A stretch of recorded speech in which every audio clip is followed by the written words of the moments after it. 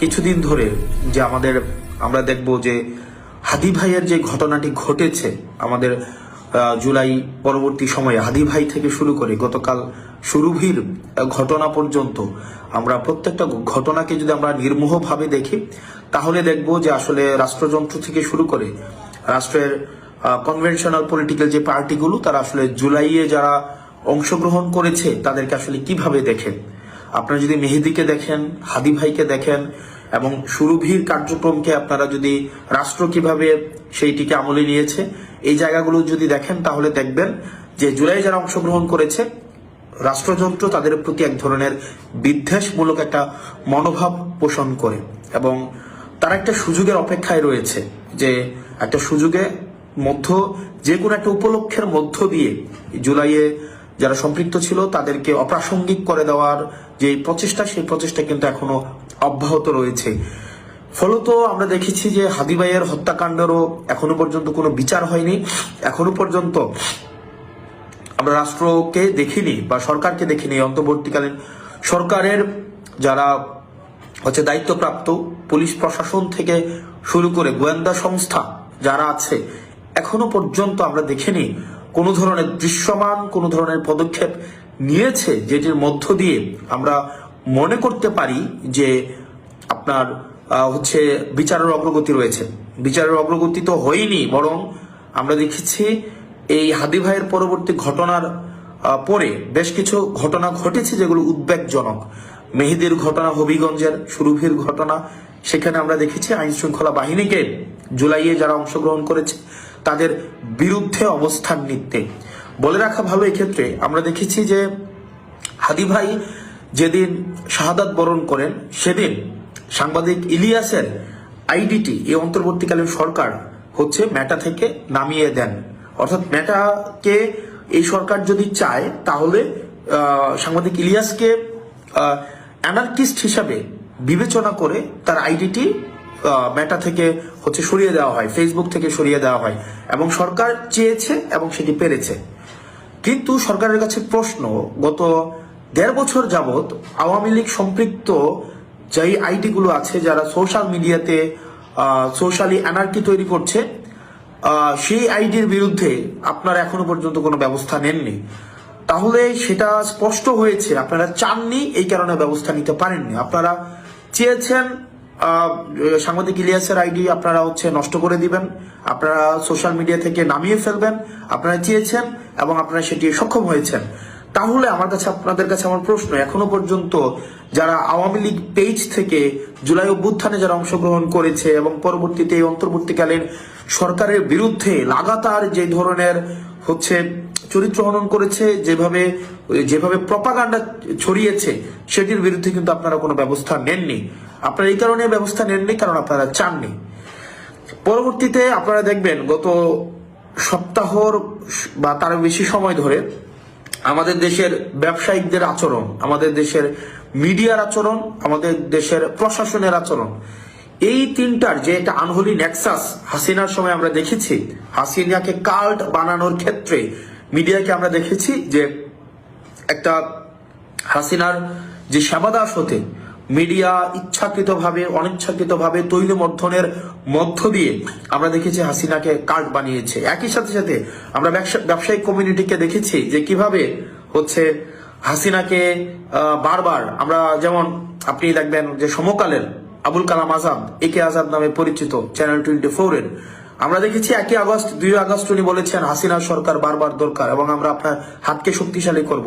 এবং আজকে গতকাল আমরা দেখলাম যে জনাব তারেক জিয়ার সাথে ব্যবসায়ীদের যাদের হ্যান্ডশেক হয়েছে, খুবই একটা উষ্ণ অভ্যর্থনা তারেক জিয়াকে যেই ব্যবসায়ীরা দিয়েছেন, এই ব্যবসায়ীদের পরিচালিত মিডিয়াগুলাই গত 1.5 দশকের বেশি সময়ে আপনার তারেক জিয়ার যে নেতাকর্মীরা দেশে গুম হয়েছে, খুন হয়েছে, নির্যাতিত হয়েছে, নিপীড়িত হয়েছে, তাদের বৈধতা উৎপাদন করেছে এই ব্যবসায়ীদের পরিচালিত মিডিয়ার দ্বারা।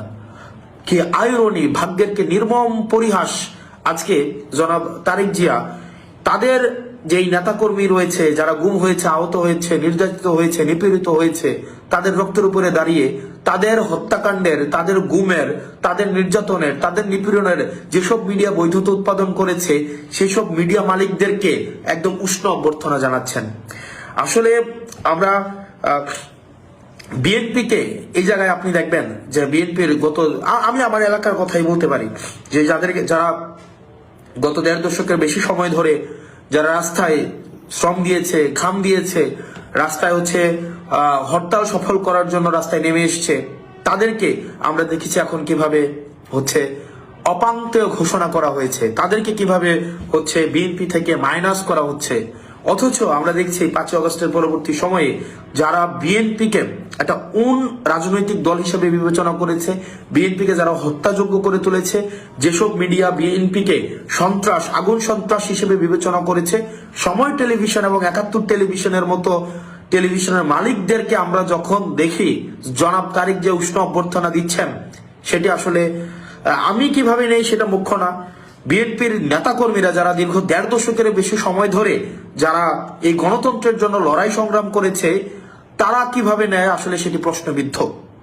এবং আমরা দেখতে পাচ্ছি এবং নির্বাচনের আগেই এই ব্যবসায়িক নেক্সাস, যে মিডিয়া মাফিয়া এবং যে প্রশাসন যেভাবে তারেক জিয়াকে মাফিয়া বানানোর যে চক্রান্ত করছে, তারা বিএনপি থেকে এখন বড় বিএনপি হয়ে উঠছে এবং এটি আশঙ্কাজনক এবং এভাবেই একটা ফেসিস্ট উৎপাদন হয়।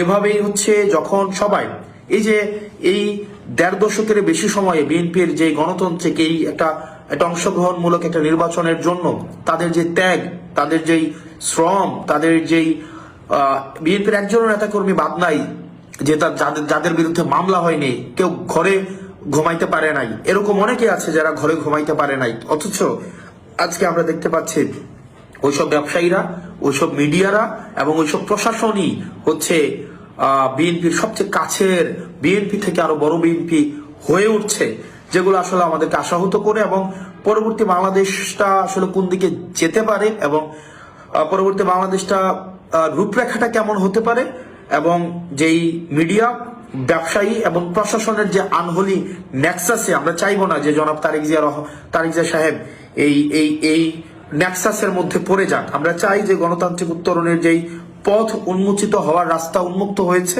সেটি প্রসারিত হোক। আমরা চাই না এই আনহোলি নেক্সাসের মধ্যে পড়ে আবার বাংলাদেশ পশ্চাৎপদ কোন একটা যাত্রা করুক। পরবর্তীতে যে বিষয়টা সেটা যে আমাদের নির্বাচন কমিশনের যে আচরণ আমরা দেখতে পাচ্ছি, সেটি আসলে একটা উদ্বেগজনক একটা আচরণ আমরা দেখতে পাচ্ছি। নির্বাচন কমিশন, আমরা আইন সবার জন্য সমান হওয়া উচিত, প্রত্যেকটা মানুষের জন্য আসলে আইন সমান হওয়া উচিত এবং সমান হবে, এটাই আইনের যেই চরিত্র। প্রত্যেক স্থান, ব্যক্তি, ধর্ম এবং গোত্র নির্বিশেষে আইনের প্রয়োগটা আমরা প্রত্যাশা করি সমান হবে। অথচ আমরা দেখতে পাচ্ছি যে নির্বাচন কমিশন ব্যক্তি বিশেষে আইনের ভিন্ন প্রয়োগ ঘটাচ্ছেন। একই কারণে একই রাজনৈতিক দলের মনোনয়ন বাতিল করা হলেও আবার একই কারণে অন্য একটা রাজনৈতিক দলের মনোনয়নকে বৈধ ঘোষণা করছে, যেটি একটা নিরপেক্ষ অংশগ্রহণমূলক রাষ্ট্র যেই প্রতিশ্রুত একটা অংশগ্রহণমূলক নির্বাচনে কতটা নিশ্চিত করবে সেটি আসলে আমাদেরকে নিরাশ করে। আমরা নির্বাচন কমিশনকে আসলে আমরা দেখতে পাচ্ছি না। আমরা নির্বাচন কমিশনের আন্ডারে প্রশাসন থাকার কথা ছিল, নির্বাচন কমিশন আন্ডারে পুলিশ থাকার কথা ছিল। আইরনিক্যালি এই প্রশাসন এবং পুলিশ আমরা দেখতে পাচ্ছি এখন গুলশানের আন্ডারে চলে গিয়েছে, যেটি খুবই দুঃখজনক।